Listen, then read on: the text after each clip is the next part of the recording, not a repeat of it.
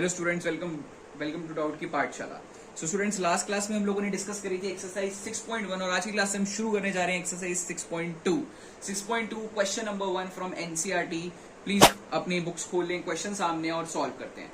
कह रहा है in figure find the values of x and y and then show that A B parallel C D. तो sir हमें given क्या है, सबसे पहले गिवन लिखते हैं। हमें दो लाइन गिवन है, A B and C D are two lines. हमें दो लाइंस गिवन है, साथ में आपको बोल रहा है आपने क्या फाइंड आउट करना है, आपने निकालना है एक्स और वाई, और आपने क्या शो करना है कि ए बी पैरेलल होगा सी डी के। ए बी पैरेलल होगा सी डी के। तो बहुत ही इजी क्वेश्चन है, बिल्कुल ध्यान से देखिए, बहुत ज्यादा ही इजी क्वेश्चन है। देखिए प्रूफ भी करना है इसके अंदर और सॉल्व भी करना है, तो दोनों लिखा मैंने। अब सबसे पहले आपका पहला काम क्या है, एंगल्स को नंबर देना। पहला काम क्या है, एंगल्स को नंबर देना।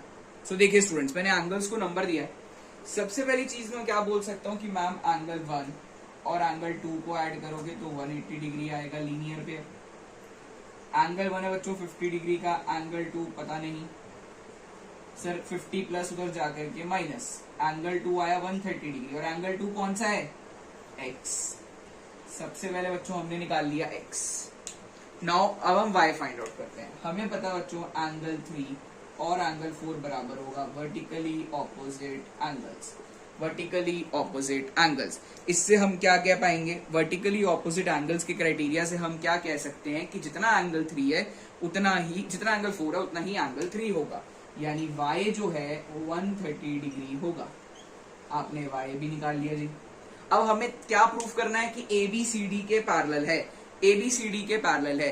तो ध्यान से देखें बच्चों, आपको क्या पता लगा है कि एंगल X और एंगल Y दोनों बराबर हैं, दोनों ही 130 डिग्री हैं, दोनों बराबर, दोनों 130 डिग्री। परंतु आपको नजर क्या आएगा कि एंगल X और एंगल Y दोनों आपस में कैसे एंगल्स हैं, ऑल्टरनेट एंगल्स हैं। कैसे एंगल्स हैं मैंने पिछली वीडियोस में बताया, ऑल्टरनेट एंगल्स क्या होता है, प्लीज जाकर के आप मेरी प्रीवियस वीडियोस देखें, वहां पर आपको पता लगेगा ऑल्टरनेट एंगल्स क्या होते हैं। सो मुझे क्या पता लगा, एक्स और वाई दोनों ही 130 डिग्री के, but they are alternate angles. और अगर ऑल्टरनेट एंगल्स बच्चों इक्वल होते हैं तो लाइंस पैरेलल होती हैं। अगर ऑल्टरनेट एंगल्स इक्वल होते हैं तो लाइंस पैरेलल होती हैं। तो देयरफॉर मैं कह सकता हूं कि A B parallel C D.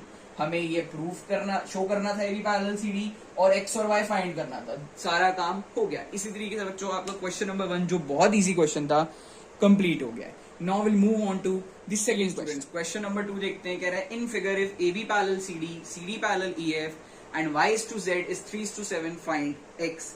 हमें क्या करना है, x की वैल्यू फाइंड आउट करनी है।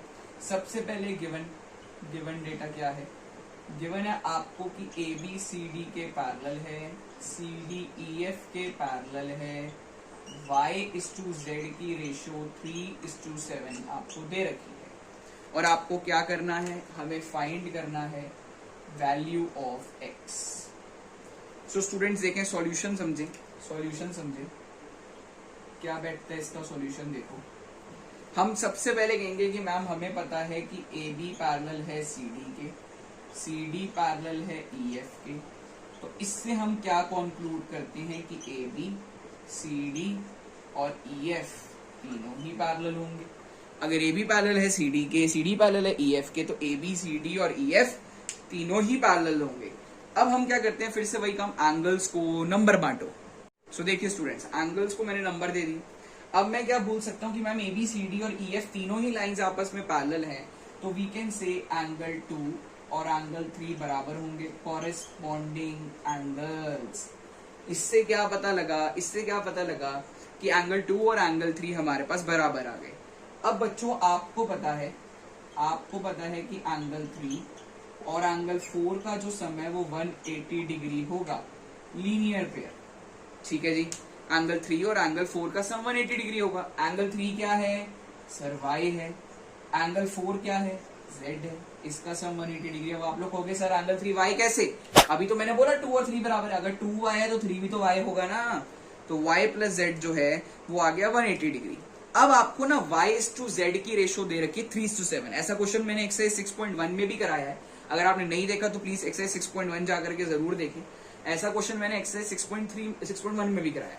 तो y इज टू z की रेशियो 3:7, जब भी रेशियो दे रखी होती है हम उसके साथ उसको लेट करते हैं लाइक 3x 7x, बट यहाँ पे ऑलरेडी ना हमें x की वैल्यू निकालनी है, तो मैं 3x या 7x नहीं लूंगा, मैं कुछ भी कोई और अल्फाबेट ले लेता हूँ। जैसे मैंने बोला कि आप लेट कर लो y एंड z भी, y को या हम ऐसे करते हैं, हम y को लेट कर लेते हैं 3a और z को लेट कर लेते हैं 7a। तो इससे क्या होगा, देखो जी वैल्यू पुट करते हैं, 3a plus 7a equal to 180, 10a equal to 180। तो बच्चों इससे a क्या आएगा, a came out to be 18 degrees. Sir जो यहाँ पे 10 मल्टीप्लाई हो रहा है दूसरी साइड जाके डिवाइड होगा।